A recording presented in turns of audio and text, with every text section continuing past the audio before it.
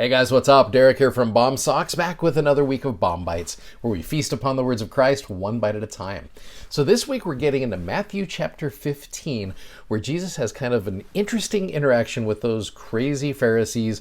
You start in verse number 1 where it says, "Then came to Jesus scribes and Pharisees, which were of Jerusalem, saying, Why do thy disciples transgress the tradition of the elders? For they wash not their hands when they eat bread." So I don't know if these Pharisees had just watched the feeding of the 5,000, which had taken place in the previous chapter. And he's like, your guys didn't wash their hands. And Jesus is like, okay, we need to talk about this here. And he goes through this interesting interaction with them and then goes down to verse number 10. And it says, he called to the multitude and said unto them, hear and understand. So I don't know if he's talking to all 5,000 or if this is kind of after the fact here. But not that which goeth into the mouth defileth a man, but that which cometh out of the mouth, this defileth a man. And then he goes down to verse 17 where he gives an interesting analogy. Do not ye yet understand that whatsoever entereth in at the mouth goeth into the belly and is cast out into the drought, which is a fancy way of saying that which comes in is going to go out. Verse 18, but those things which proceed out of the mouth come forth from the heart, and they defile the man.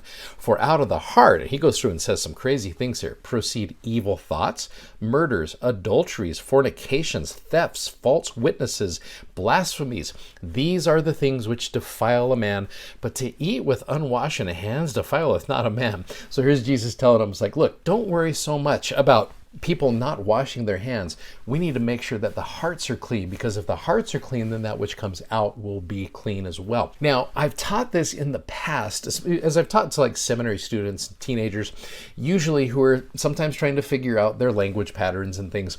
I've applied this to swearing, which I think is a very superficial way. Not that it was done wrong, but it's just this was kind of a superficial way of doing this. Now, I love the way the most recent edition of the For Strength of Youth talks about this and really kind of gets to the root of this. It says, treat everyone as a child of God. Now, this is under the category love God, love your neighbor.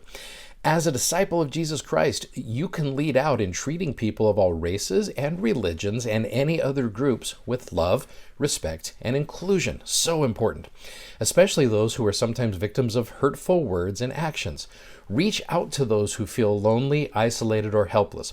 Help them feel Heavenly Father's love through you. And then there's a section, small little section about this. Make sure your language reflects love of God and others. Whether you're communicating in person or virtually, say things that uplift, nothing that might be divisive, hurtful, or offensive. Even as a joke, your words can be powerful. Let them be powerful for good. Now, as I read through this, I automatically was reminded of President Nelson's most recent General Conference talk that we just had called Peacemakers Needed, where he talks about when he was a doctor assisting another surgeon in helping, I think it was an amputation of a leg. And as this doctor is about ready to cut into it, he got frustrated or something, and he has this scalpel that's filled with poison, and he just gets frustrated and chucks it, and goes into President Nelson's arm. And so he's just like, what the heck happened right here? And he starts going through this idea of, look, don't throw poison scalpels, and then leads it into the idea of what comes from us needs to be more peaceful. And I love his words that he shares right here that I think is so relevant to these verses that we just read in Matthew 15. So go ahead and watch this. Civility and decency seem to have disappeared during this era of polarization and passionate disagreements. Vulgarity, fault-finding, and evil speaking of others are all too common. Too many pundits, politicians, entertainers, and other influencers throw insults constantly. I am greatly concerned that so many people seem to believe that it is completely acceptable to condemn, malign, and vilify anyone who does not agree with them. Many seem eager to damage another's reputation with pathetic and pithy barbs.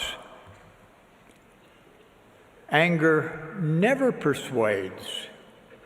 Hostility builds no one. Contention never leads to inspired solutions. Regrettably, we sometimes see contentious behavior even within our own ranks. We hear of those who belittle their spouses and children, of those who use angry outbursts to control others, and of those who punish family members with the silent treatment. We hear of youth and children who bully, and of employees who defame their colleagues. My dear brothers and sisters, this should not be. As disciples of Jesus Christ, we are to be examples of how to interact with others, especially when we have differences of opinion.